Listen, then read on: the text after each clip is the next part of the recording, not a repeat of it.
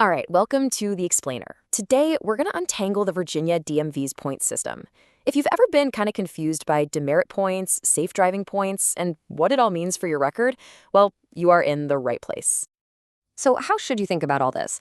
Honestly, the best way is to picture your Virginia driving record like a game. You can score points that actually help you, but you can also rack up penalties that work against you. The whole point is to keep your score in the green. And we're going to break down exactly how you do that. First things first, let's get a handle on the two basic kinds of points the Virginia DMV uses to keep tabs on your driving. You can think of it as a system of carrots and sticks. So on one hand, you've got the bad guys, demerit points. These are the penalties you get when you're convicted of a moving violation, and they count against you for 2 years. But on the other hand, you've got the good guys, safe driving points. These are your rewards. You earn one of these for every single calendar year you drive clean, with no violations at all. Now, as you can see, not all tickets are created equal. A minor speeding violation might only be 3 demerit points, but a reckless driving conviction, that's a whopping 6 points. And here's the part that really trips people up. While the points only affect your score for 2 years, the conviction itself stays on your permanent record for way, way longer. We're talking 11 years for a reckless driving charge. That's a long time. But it's not all bad news. You can actually build up a nice little buffer for yourself. The DMV lets you accumulate a maximum of 5 safe driving points, which can really help cancel out any demerit points you might get down the road. Okay, so let's say you do end up with a few of those demerit points. What's the most common way to get your record back into good shape? Well, let's look at the main tool that's available to most drivers.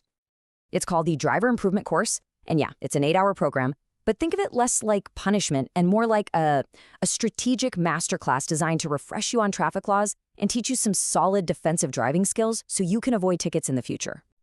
So why would you end up in one of these classes? Well, there are a bunch of reasons. You might take it voluntarily, just to get a quick 5 safe driving points, or maybe snag an insurance discount. Or you might not have a choice. You could be ordered to take it by the DMV because you have too many demerits. Or a judge might require it as part of a deal to help with a ticket. And listen, this is super important. Just showing up and sitting through the class isn't going to cut it. To actually get credit and that certificate you need, you have to pass the final exam, and the magic number is 80%. Okay, that covers the standard stuff. But what happens when the violation is a lot more serious than just a basic speeding ticket? You know, for charges like reckless or aggressive driving, for those, that standard 8-hour course, well, it's just not going to fly. And you really need to know the difference between these two. They sound similar, but in Virginia law, they are not the same thing. Reckless driving is an actual criminal misdemeanor, often for something specific, like going more than 20 over the limit or over 85 miles per hour anywhere. Aggressive driving is more about a pattern of hostile behavior, like tailgating and weaving through traffic. Because these offenses are a much bigger deal, they often mean a driver has to go through a much more intensive program. It's called RATEP, which stands for the Reckless Aggressive Driver Education Program. So what exactly is this more demanding 12-hour program? Let's pull back the curtain and see what a driver can actually expect if a court tells them they have to complete RATEP. First off, yep, it's 12 hours long. But don't panic, they don't lock you in a room for 12 hours straight. It's actually broken down into 2 very distinct and separate parts. Here's how it works. First, you have to complete that standard 8-hour driver improvement course we already talked about. Then, and only then, can you move on to part 2, which is a specialized 4-hour session that focuses only on aggressive driving. And that second 4-hour part, it is a totally different beast. It's not about stop signs and speed limits. It's about what's going on inside your head, the psychology behind dangerous driving. It covers things like road rage, anger management, and how to deal with distractions. Now, here are the rules, and you've got to follow them to the letter. You absolutely must do part 1 before you can even think about starting part 2. And you have to do both parts at the same exact school. No mixing and matching certificates. It has to be done in order at one single place. Okay, so you get a ticket. You're thinking, I'll be proactive. I'll sign up for a course before my court date. Whoa, hold on, stop. Before you click enroll on anything, you absolutely need to hear this. This quote from Virginia traffic attorney Daniel Levitt is, well, it's blunt for a reason. He says that the number one mistake people make is rushing to do a driving school based on something they found online before they ever talk to a lawyer.